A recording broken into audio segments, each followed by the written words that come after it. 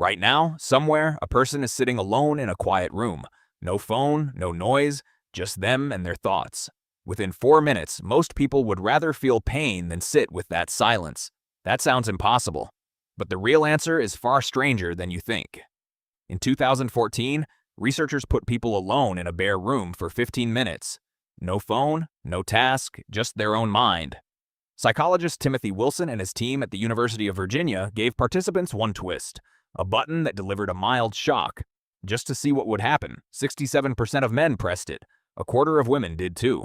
People chose pain over their own thoughts. Why would a brain do that? Your brain did not evolve for stillness. For most of human history, being alone meant danger. Your ancestors lived in tight bands of 20 to 50 people. Isolation did not mean peace. It meant no one to watch your back while you slept.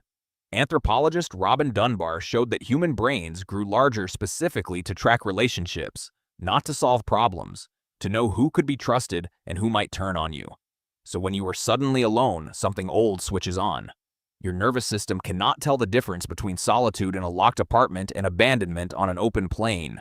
To your amygdala, quiet can look like danger.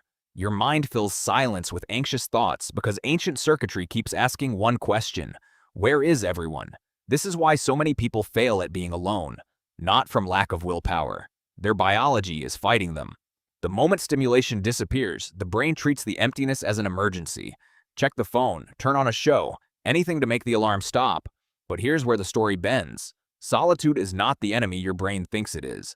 Psychologist Ethan Kross at the University of Michigan found that untrained solitude spirals into rumination, replaying arguments, rehearsing worst cases. That is the failure people blame on solitude itself. It is not the cause. The real problem is an untrained mind meeting silence for the first time in years. Kross found something else. When people shifted their inner voice from I to their own name, spoken silently in the third person, their anxious monologue quieted. Same brain, same silence, different outcome. Solitude does not have a fixed effect. It depends entirely on how prepared the mind is to meet it. Consider Isaac Newton.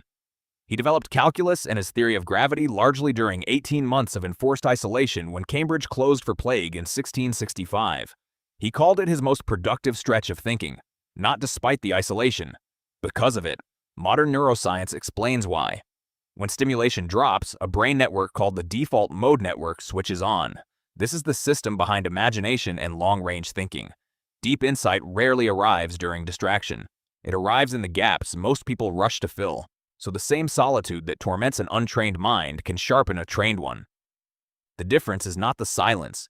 It is whether a person has built the skill to sit inside it. Here's the twist. Failing at solitude is not a personal weakness.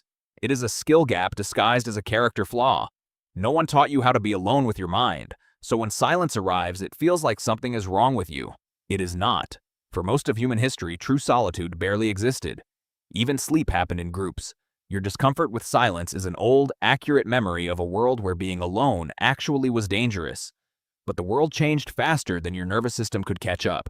You now live with more physical safety than your ancestors ever had, and more solitude than they ever faced. Your brain runs ancient threat software inside a completely modern kind of aloneness. There is a way through it. It starts small, a few minutes without a phone nearby, noticing the urge to fill silence and choosing once to let it sit there instead.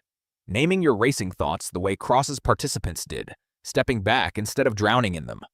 Over time, the silence that once felt like a threat starts to feel like space. Room to think.